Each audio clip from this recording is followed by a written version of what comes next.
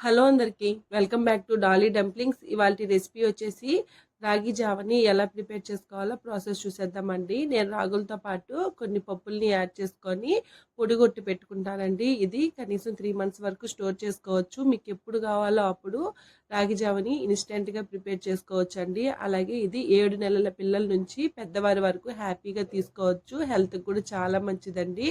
ఇప్పుడు ప్రాసెస్ చూసేద్దాము. దీనికోసం ముందుగా రాగుల్ని తీసుకొని రాగుల్లో రాళ్ళు ఏమీ లేకుండా క్లీన్ చేసి తీసుకోవాలండి. అలాగే ఈ రాగుల్ని శుభ్రంగా 2-3 సార్లు వాటర్ పోసుకొని క్లీన్ చేసుకొని వాటర్ని డ్రైన్ చేసుకొని ఏదైనా కాటన్ క్లాత్ మీద ఆరబెట్టుకోవాలి. ఈ రాగుల్ని ఎండకి బాగా ఆరనివ్వాలండి. చూడండి, నేను ఇక్కడ 1 కప్పు రాగుల్ని తీసుకున్నాను. ఇప్పుడు దీన్ని పక్కకు పెట్టేసి స్టవ్ ఆన్ చేసుకొని కడాయి పెట్టుకొని ఇందులో 1/2 కప్పు మినపప్పు వేసుకొని మంటని లో ఫ్లేమ్లో ఉంచి 1 నిమిషం పాటు వేయించుకోవాలి.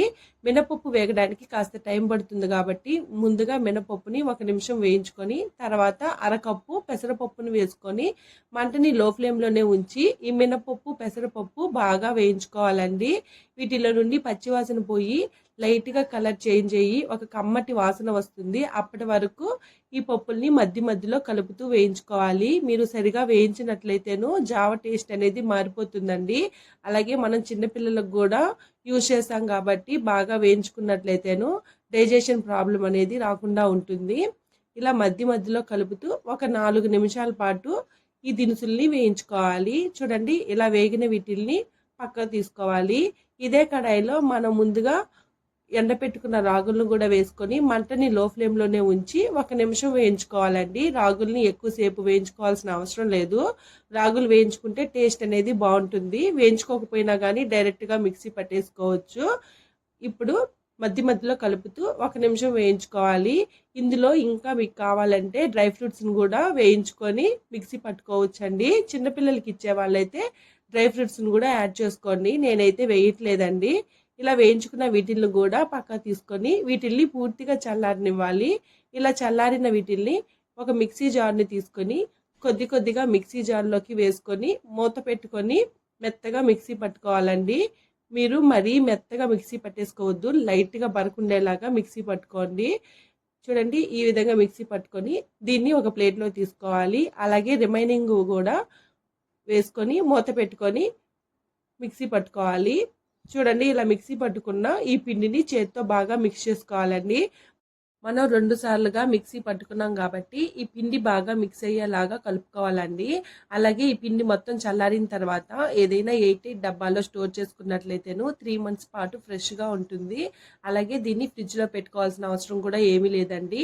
ఇప్పుడు ఈ పిండితో జావని ఎలా ప్రిపేర్ చేసుకోవాలో చూసేద్దాము. దీనికోసం ఒక బౌల్ని తీసుకొని ఇందులో 1 టేబుల్ స్పూను పిండిని వేసుకోవాలి. అలాగే ఒక చిన్న సైజు టీ గ్లాస్ నిండా వాటర్ని పోసుకొని ఉండలేమీ లేకుండా బాగా కలుపుకోవాలండి. నేను ఇక్కడ మా చిన్న పాప కోసం ప్రిపేర్ చేస్తున్నాను, 11 months పాపకి.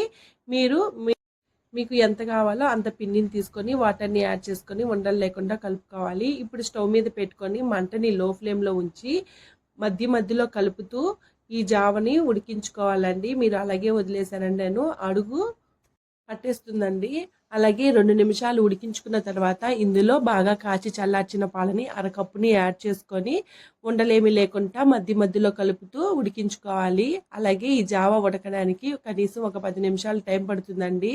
మీరు జావని బాగా ఉడికించుకున్నట్లయితేను పిల్లలకు కానీ పెద్దవారికి కానీ డైజెషన్ ప్రాబ్లం అనేది ఉండదండి. అలాగే పెద్దవారు ఈ జావని తీసుకున్నట్లయితేను ఇందులో స్వీట్నెస్ కోసం ఏమీ యూజ్ చేయాల్సిన అవసరం లేదండి. అలాగే డైరెక్ట్గా తీసుకోవచ్చు. లేదా చిన్నపిల్లలకి అయితే మాత్రం స్వీట్నెస్ కోసం ఇందులో కొద్దిగా బెల్లం తురుమును కానీ లైన్ డేట్ సిరప్ను కానీ మిక్స్ చేసుకొని పిల్లలకి ఇవ్వచ్చండి. అలాగే మామూలు బెల్లం కన్నా తాటి బెల్లం యూజ్ చేస్తే హెల్త్కి చాలా మంచిది.